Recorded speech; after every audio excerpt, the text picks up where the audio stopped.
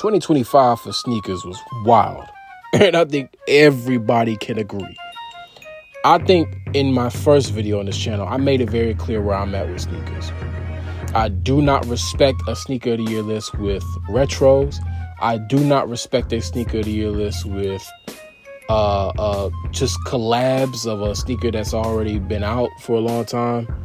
I don't respect none of that. I don't. I think there's a lack of respect for the modern day, the future of this industry.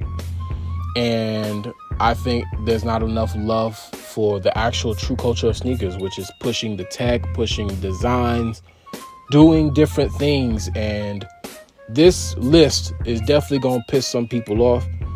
And if it does, good. But all that being said, I do want to just get straight into it. So at number 10, Jordan 4. Psych, Jordan 40. At number 10, I put Jordan 40. I'm not going to lie. I've never been the biggest fan of Jordans past 14. I just grew up that way. I was very big on 1 through 14. Wasn't the biggest fan of the 2. Wasn't the biggest fan of the 9. But generally speaking, I've always had love and admiration for the Jordans of 1 through 14. But as I've gotten older, I'm 25 now, I see some of the colorways and some of the silhouettes of shoes that are past 14. I'm like, some of this stuff is really good, actually. You know what I'm saying? Some of the stuff is really good. And the 40 is a prime showcase that a Jordan past 14 can definitely be hot. And it's surprising because they've done well sales-wise too. I didn't think they would, but people seem to generally like them. And I think that's kind of cool, bro. I think that's kind of cool. You've seen the Infinite Archives come out in 2025. So people are coming around to liking Jordan's past 14. And it's kind of nice to see. I'm not going to lie. It's kind of nice to see. And the 40 is such a clean design. And they're doing some of the most cool stuff I've ever seen Jordan Brand do for a sneaker, period. Because they have the 40 dressed out in different, different design structures that are taking on design elements from the previous Jordans, from retros. They have Jordans that are like, they have the Ferrari Jordan 40. That they did a lot of structuring to make it, kind of like closer to the actual Jordan 14, with the Ferrari and the suede and the way that the 14 is actually structured. They're not just taking the 40 and doing like color swaps or anything. They're doing actual they're doing actual add-ons. They're doing actual silhouette shifts to bring it closer or do unique design transitions or mixes between other retros. It's so well done. It's hard to describe. It's hard to have a conversation about because I've never really seen nothing like that before. And maybe it's been done. I'm not saying it's never been done, but it's so unique. The type of shoe that it is, that them doing it the way that they're doing it is so cool. But it's at number 10 for me because me personally, I'm not over the moon about the 40, but I think the 40 is so well done that it's hard for me to not put on the list. And some of these I on my list I don't have my hands on, whether it's because of financial reasons or whatever else. But I still got to give respect where respect is due. I still got to give love where I think it's deserved. And I think the Jordan 40 deserves to be in the top 10 list for a Jordan that's past 14, and for it to be as far into the timeline of Jordan entries for the main line, for the signature. The 40 is incredible. And I think that's a true moment that should be upheld and respected and loved way more than what it currently is for a lot of people's lists. But going on from that, at number 9, New Balance Absorb 2000. I know where this is going. I know at the gate this is gonna rub some people the wrong way. But come on, man. It's kind of cool. I feel like I kind of low-key had to put a New Balance on this list. And I think the Absorb looks pretty good. I have both the 1000 and the 9060. But the Absorb is basically like a mix of basically those two shoes. With maybe possibly the 440. I might be wrong. But really, I see it the most clear with the 1000 and the 9060. It's so well done. I really enjoy the way the Absorb looks. It's not too out there.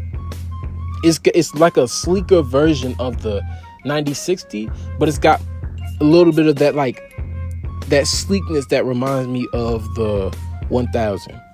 It looks so good. It looks so good. And I think as time goes on, I think people might grow to appreciate it more. But I think New Balance has been on an incredible run, and I think this shoe is pretty slept on. I really do. So I have it at 9. A lot of people might not like that, but I think it's pretty decent. I think it's a pretty cool sneaker.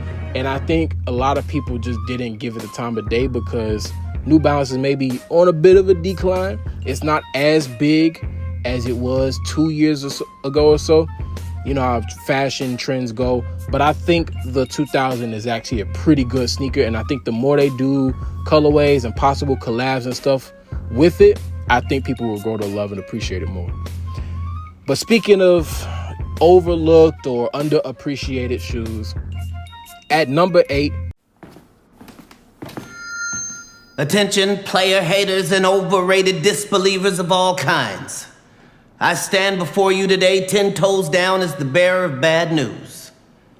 Y'all done fucked up. We got Adidas AE2. Man, I gave I made a friend of mine so mad with my take on the AE1 the year it came out. I did not have the AE1 as my sneaker of the year. I think that was 2024. I had the Antakai as my sneaker of the year. And I still stand by that. 100% facts. You know, you slap a Nike logo or an Adidas logo on the Antakai and people go crazy. I'm standing by that to this day. But the AE2, man, people was not rocking with this sneaker. They was not. And I think it's kind of crazy because this sneaker is, to me anyway, more wearable off court than the one. It really is. I don't know how many people seen the sneaker off court being worn, but this sneaker with any type of jeans, khakis, or even just sweats, it's a nice silhouette. It's a nice silhouette. Maybe I will say, I think the AE2 maybe could have been the AE3, seeing as what the AE3 kind of is now, at least just some of the design leaks and drops. But the AE2 is nice. Even when you see Cat Williams wear it in the commercial with AE, it's so clean. It's so clean. And it's kind of wild to see people kind of disrespect it and sideline it. It's a nice shoe, and it's a nice silhouette that can be worn in very different ways in terms of off court and on court. And I think that's when a sneaker is at its best. It's kind of sad that people slept on it. So to me, and I like it more than what I thought I would, I think the AE2 is really, really nice, and I think it deserves to be in the sneaker of the year. At number 8, though. At number 7, this is going to get some heads turning. But I think this is nice on a very gaudy fashion standpoint. I like the Nike Air Max Air Freak. I got it at number 7. Hey, man, I really believe this sneaker or this dress shoe is really kind of clean. It stands up for the I believe it's an airline called Afrique. And I think it's associated with Africa or something like that. It was an African brand of some sorts, and they used to have an airline. It was Afrique, and it's based on. I'm not too super familiar with the history, but I think the design of it, the zipper, the inside of it, the Air Max unit, it's such a clean design. And I'm not super into dress suits and stuff like that. I'm not super into that, but it just looks so clean. It looks so clean. It looks so well done. It looks so good quality. I still want to try to get my hands on a pair, but I think this shoe is actually pretty fire. I'm not gonna lie.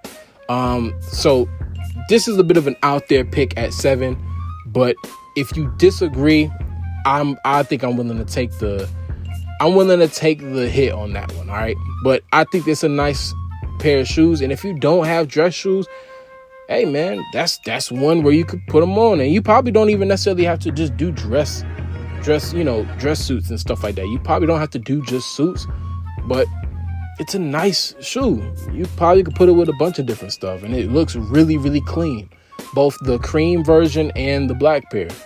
So that's just me. I know it's a bit out there, but I actually like the sneaker a lot. At number 6, we got the Nike GT Future. I got a friend who loves this sneaker a whole lot. He might be tripping at the fact that it's not in the top 5, but I've got my reasons. So for me, this sneaker fails at the standpoint of, obviously from a performance standpoint, from every review I've ever heard, the shoe is not that nice to wear. It's not that nice to wear. It's not super comfortable. It's not super great in performance. But the biggest problem for me is that it's not a real Foamposite. Now, I thought it was a Foamposite. It is not a Foamposite. Now, of course, it's like made of like a relatively similar material or whatever, but it's not designed or built like a Foamposite. And to me, as someone who was expecting a Foamposite shoe, I just really don't get behind the overall shoe when it's not a Foamposite, because I think it could have benefited from being that way.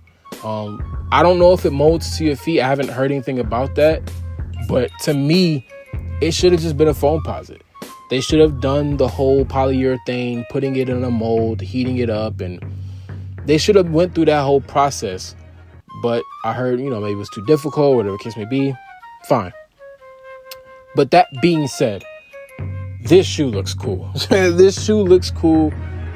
I don't even know how you get around it. It's a cool looking shoe, and I don't know how you ever come away with it, come away thinking it's not a nice and cool looking shoe. It's very unique. The Nike GT Future is very eye-catching, and it's got some phenomenal colorways just out the gate. Wale collaboration, really nice. They did everything right with this shoe. The only things is, my personal issues with it not being an actual Foamposite. But that being said, like, it's a nice looking shoe, bro. It's a nice looking shoe. And I don't know how you take it any other way than that.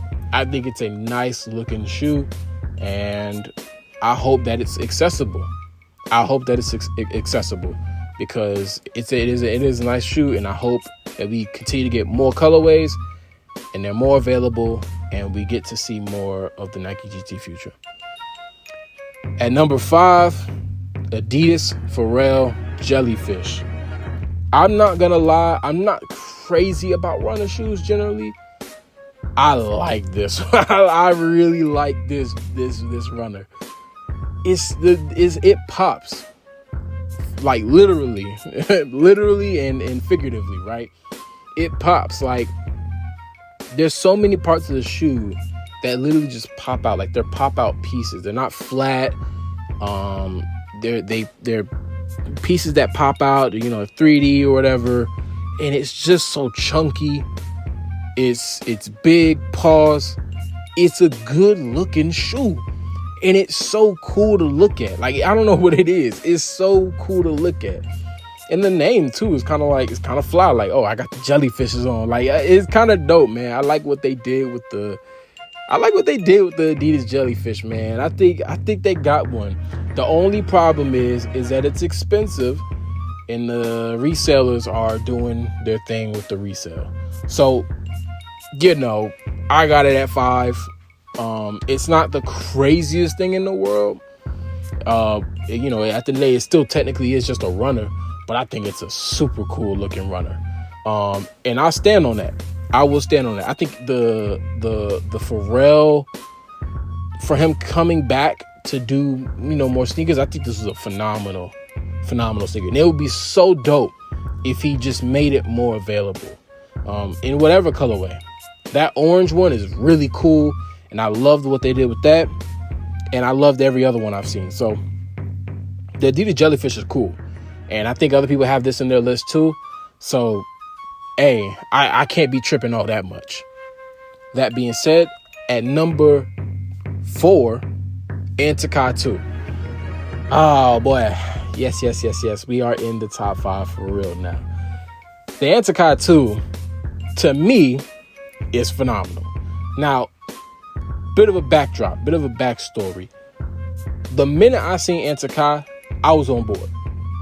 The one, I love the one. I think the one is a classic.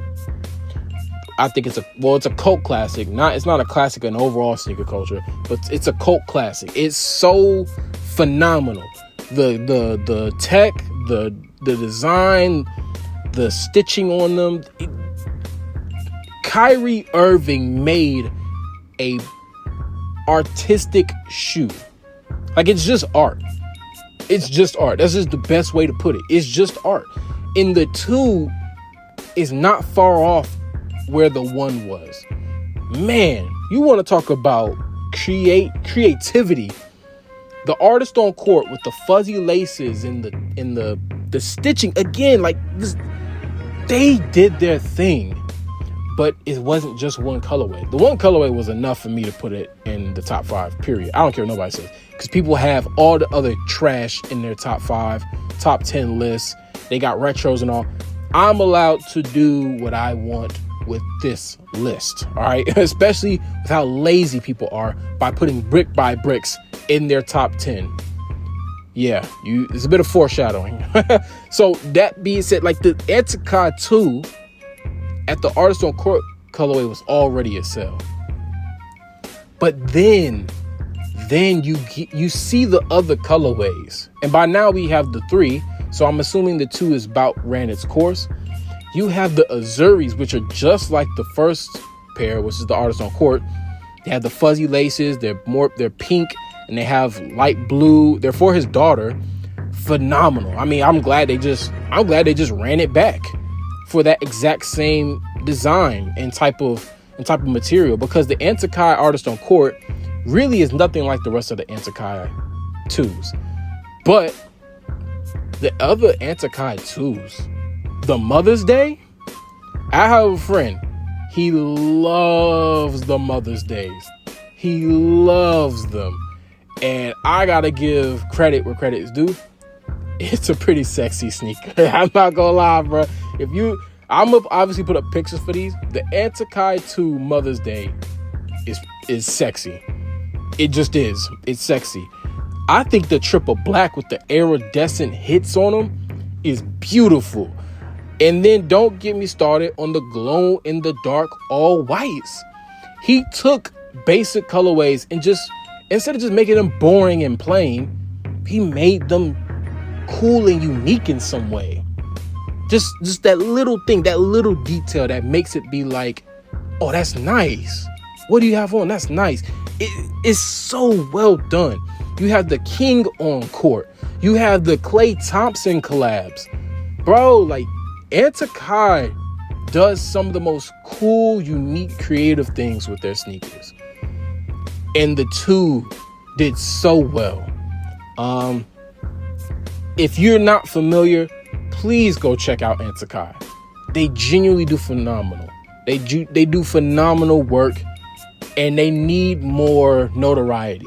They need more respect. They need more love, and their name needs to be out there more. It just does. I'm not sponsored. I genuinely love Antikai, and I think the Antikai 2 deserves to be at number 4. That being said, we getting into the bread and butter. The bread and butter. We're getting to the stuff people clutching their pearls over. Top 3. At number 3. And it was not easy. It was not easy getting to this point. At number 3, I got the Nike Ja 3. Yes. The Nike Ja 3. What is there to say? It just pops. Pause. It just pops. This sneaker is one of Nike's most unique looking sneakers in a long time. As unique as Nike GT, maybe not. But it's still, even though it follows that typical basketball blueprint and like in terms of like the overall build, like the silhouette, the design of the Nike Ja symbols having this rip effect on them. And you can see the A spelled out without necessarily like being all the way shown. They did. This is a masterpiece. It's a masterpiece sneaker. I love what the Nike Ja 3 is. I really do. It's not at my 1. It's not at my 2. Because I think what's ahead of Nike Ja 3 is just a tier above what it is. But I think in terms of light, eccentric, bold colorway sneakers, that like it's the best out there. It's the best out there. The Jurassic Park colorway. I had the first pair that came out, the pair that he debuted against OKC in the playoffs of 2025. I have those pair. But then you have the zombie pair with that glows in the dark. The Nike ID program was so well done. Nike by You, whatever they call it now. They did so much. I think it was the liquid metallic or silver, the one that looks like it's for the Grizzlies. There's so much behind this sneaker that I'm perfectly fine with people who have Nike Ja 3 as their 1 or their 2. I get it. It is one of the best sneakers that came out in 2025. Hands down. Hands down. What they did with that sneaker was truly just brilliant. It really was. So that being said, why is it not at 1 or 2? It's already, I can see if this video gets traction, I can already see why people gonna like be up in arms. But I gotta stand on my opinion. I gotta stand on what I'm willing to put forward for, for the sneakers that I have above. All right. I gotta stand on it. The Nike Ja 3 deserves to be at 3, and I love the Nike Ja 3. So what do I have at number 2? At number 2,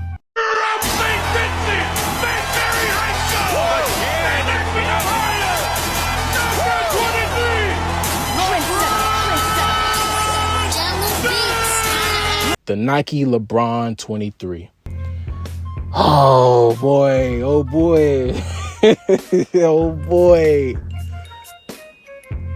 This is gonna be rough. It's gonna be hard to put into words what's going on in the 1 and 2 spots. Because respectfully, I love the LeBron 23 more than I love the Nike Ja 3. But I don't know if I can say I love the LeBron 23 more than I love the shoe that is at number 1. I really love them equally, but a top 10 list is a top 10 list. Something's got to be 2 and something's got to be 1. I really love the LeBron 23. I think this is sneaker of the year. I think the shoe that I have at 1 is really just at the same, it's just neck and neck for me. It's just neck and neck. I think the LeBron 23 is a generational sneaker, and I think it is LeBron's best sneaker of all time. I think that. And I think a lot of people don't know it yet. I think the LeBron 23 is beyond impressive. I do. And I think it's kind of sad that people they're not on it yet. They're not hip to it yet. The LeBron 23 has some of the coolest ish I've ever seen for a sneaker in my life. This is LeBron's Jordan 11. And it's sad to see that people peeping it. They're not catching on to how fire this sneaker is. The LeBron 23 is unbelievable. First of all, we got the best in class colorway. All red, Apple emblem at the back. And then the light show on top of the sneaker. Yo, the crown design on the 23 to the crown, the LeBron crown. The LeBron 23 is crazy. And y'all slept. Y'all just slept like it's just normal. Like it's like, alright, it's okay. Nah, bruh. The LeBron 23 is unbelievable. And y'all niggas slept like it was just alright. It's not even on people top 10. Y'all are so ridiculous. Y'all are wild and disrespectful. Y'all gonna miss this man. Y'all gonna do this man like y'all did Kobe. Y'all didn't care about no Kobe sneakers that much when Kobe was alive. This man died and y'all want Kobe's now. LeBron, I feel like the same situation. When he retire or pass away, y'all are gonna do the same thing. The LeBron 23 is unbelievable. Celebrating his career with colorways that are callbacks to moments and pivotal points in his life and in his career. Y'all are crazy. Y'all are crazy. The best in class colorway. You have the Redeem Team colorway that's coming out very soon for when, LeBron went to the Olympics, I think with Kobe too, and redeemed the USA in the Olympics for basketball. That colorway with the shiny blue with the I don't know what you call it. It's like Damascus steel type etching on it. It's just with the glittery blue bottom, translucent bottom. It's crazy. It has the 23 on the bottom as the sole of the sneaker. Y'all are crazy, bro. Y'all are crazy. This shoe is unbelievable. And then the packaging too. It come with little emblems and a booklet and a dust bag or whatever. It's just, y'all are wild, man. Y'all are wild. The LeBron 23 is a unbelievable sneaker. And the fact y'all let it slip through, by all means though, because I'm a cop, as many pairs as I possibly can for a decent price. The Still Talking colorway that goes that refers back to when he was told to shut up and dribble by Fox News by some Snow Bunny bimbo. It's crazy, man. Y'all are sleeping. We got some bad colorways. Don't get me wrong. The Christmas colorway and the green with envy, trash. But we got so much fire stuff. The Martin Luther King colorway, trash. But there's so much more heat than trash that it's crazy. You got the From Day One colorways. You got you just got so much stuff with this sneaker. I think this sneaker is just, it's a generational sneaker. And it has the tech inside of it too. The insole is just so good. It's a comfortable sneaker too. Bouncy. Pause. Bouncy. It's so good. And y'all just slept. Y'all slept like it was normal. That's crazy. So I got LeBron 23 at 2, which it really could just be my 1. But what's at my 1? I think generally everyone's had this in their top 10 list. But no one's had it, I think, in their top 5. I don't say no one. But I don't think maybe many have put it in their top 5. But I'm going to just keep it a stack with you. Shai Gilgeous-Alexander got him 1.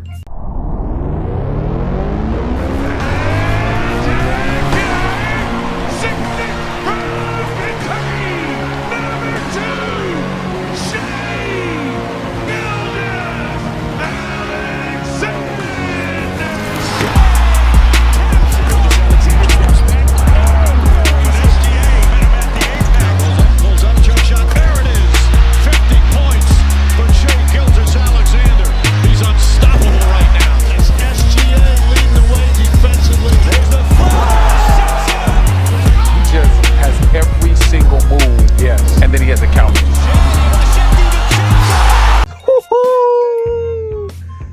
he got him one, boy. He got him one. That nigga cold. Shai Gilgeous-Alexander with the 001 Converse is my sneaker of the year for 2025. Y'all wild. Wow. Like, what we doing, bruh? What we doing? You notice how this list is all new sneakers, by the way, right? No retros. None of that garbage. None of that trash. The Shai 001 was the sneaker that really told me, oh, it's on for 2025. That was the one that did it. The Shai 001 Converse are phenomenal. Let me just throw out there real quick. First of all, the man debuted the sneaker in the butter colorway. Fire. Had good promotion, had the signal all around cities, like a bat signal of his logo. Had Yachty in him. Had Wale in him. Was styling in him. Was in magazines with him. The man was fresher than Dapper Dan. And then it didn't stop there. He went to the playoffs, debuted them in the Aries green. Then wore the black pair, the Charm Black, against the Nuggets. Then wore the Hail Clay, his MVP sneaker, by the way. He won MVP for the regular season. Then also won the playoffs MVP in the West Conference, beating Anthony Edwards, who some people are really convinced had sneaker of the year for 2024. Destroyed him, by the way. Destroyed the Timberwolves. Showed out, played well, 30 points. Then went on to the finals with already 2 MVPs. Beats the Indiana Pacers in Game 7. Unfortunately, Tyrese Halliburton got injured, but we're not here to have that conversation. Beats the Indiana Pacers in the Mossy Blue for his brother. Colorways, basically like UNC Blue. And then hung the gold Shai 001s across his neck with the championship in hands. And was finals MVP. The first, I believe, undisputed season MVP since Steph Curry. And did it in style in the Shai 001s. I'm sorry, bruh. I'm sorry. I'm sorry if the greatness make you mad. Shai 001, classic. Classic. I'm standing on it. Classic. One of the best sneakers of 2025, period. And if you not on what I'm on, you delusional. You delusional. The most easily wearable off-court sneaker out of every sneaker I named thus far. So easily wearable off-court. I've seen people talking about the Nike Jot 3 as their one, as their favorite. And even them recognize that the Shai 001 is more wearable off-court. And to me, that is the definition of a top-tier sneaker, is that you can wear it on and most importantly, off-court. I wear mine exclusively off-court. So, scoff at greatness if you want to. The Shais, every single drop, continue to sell out immediately. Immediately. So be mad at greatness, because the Shai 001 is still moving. It's moving with or without you. That sneaker is phenomenal, bro.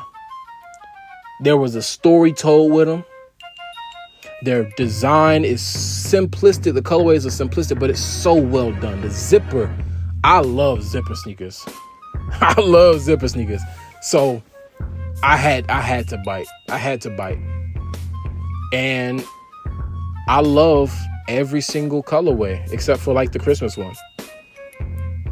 So yeah, man.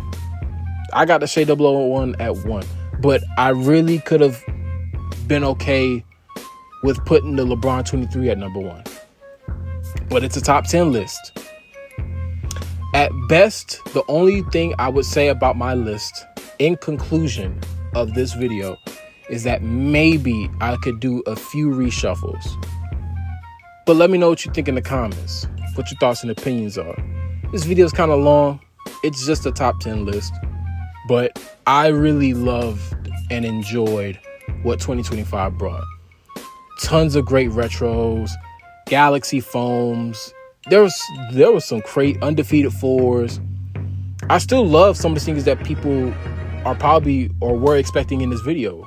I think the brick by bricks were cool. I think they had some dope stuff this year.